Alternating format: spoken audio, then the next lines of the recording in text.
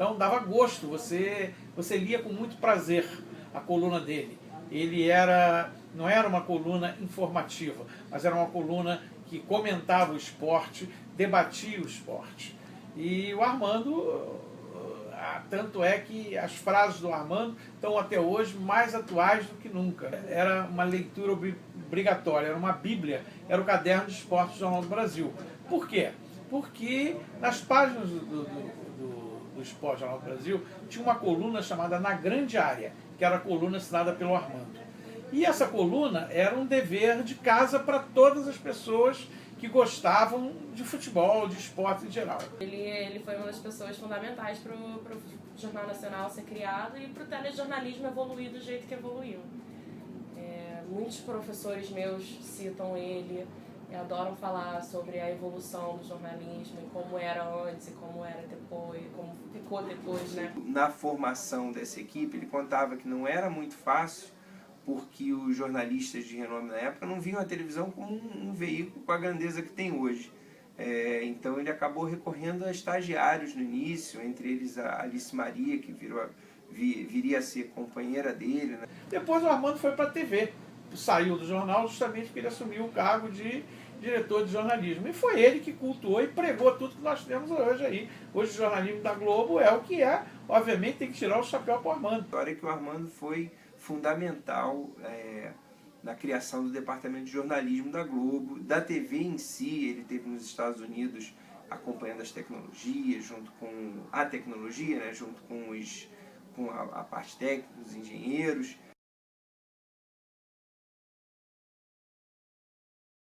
Eu, como fazia a coordenação, às vezes eu queria que ele seguisse uma linha e ele não queria, natural. Uma pessoa que tinha muita experiência, tinha muito bom senso, muita vivência, às vezes era difícil controlar, mas era sempre gratificante, porque ele sempre tinha boas sacadas, era uma pessoa muito cortês, muito gentil. Ele chegou a convidar para viajar algumas vezes. Eu não fui, acho que eu não duvidava da capacidade dele, mas ele pilotou até, não sei nem se alguns anos antes de falecer ele ainda pilotava. O avião dele pousava na água e tudo, e foi sensacional, porque foi com ele que eu também me apaixonei pelo voo. E hoje em dia eu também gostaria muito de ser pilota de ultraleve, que nem ele era também. E foi com ele também que eu aprendi o cavalinho, que a gente chama, que ele e eu apelidamos de cavalinho, que você sobe com o avião, aí quando você tá lá em cima ele solta tudo, e o avião começa a ter um free fall. E aí nisso seu corpo inteiro começa tipo levantar e flutuar, e é uma sensação deliciosa. E eu, criança, amava isso. Meu avô sempre fez isso comigo também. Ele lá no Acre mesmo, quando pousava o avião lá e tomava cafezinho, os pilotos, a tripulação tomava cafezinho, ele ficava lá na cabine brincando de piloto. Ele era botafoguense roxo, mas o engraçado que você no enterro dele ou no velório dele, você ia olhar ao redor, você ia ver flamenguista, você ia ver tricolor, você ia ver vascaíno, você ia ver gremista, tudo. Exatamente, jornalista acima de tudo, porque é fundamental, né? O jornalista tem que ser imparcial. Então você pega o Armando Nogueira, o Nelson Rodrigues, são caras que fizeram um pouquinho além da crônica esportiva, né? Conseguiram dar um... Romancearam. Romancear, exatamente.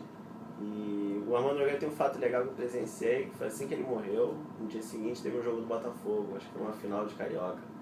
E a torcida inteira, assim que o Botafogo foi campeão, começou a gritar o nome dele espontaneamente, Armando Nogueira. E fica arrepiado até hoje lembrar, assim, mas é pra caramba. Ele era botafoguense, tinha os craques do Botafogo, Newton Santos, Garrincha, todos os amigos dele. O coração, quando ele já estava doente, bem doente, porque o câncer na cabeça você meio que começa a perder tudo.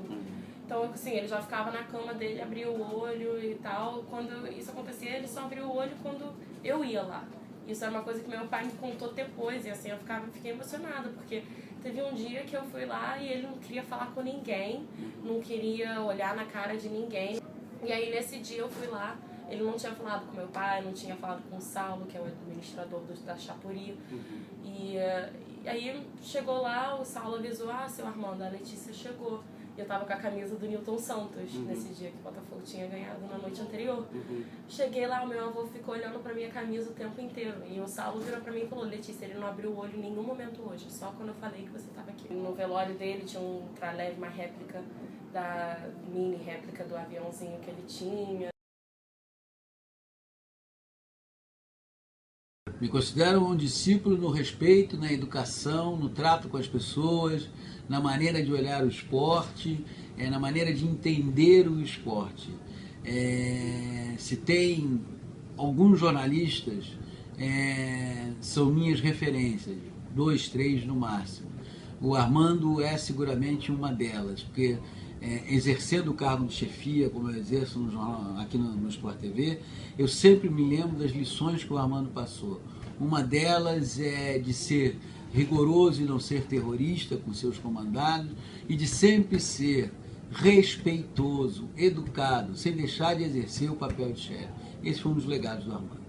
Olha, ele deixou vários livros, a nova geração que não o conheceu, não conviveu com ele, lendo os livros, é uma verdadeira cartilha de aprendizado de como a pessoa deve escrever. Pô, eu fui um cara, eu posso dizer que eu sou um cara privilegiado. Eu trabalhei com o Armando, eu aprendi com o Armando.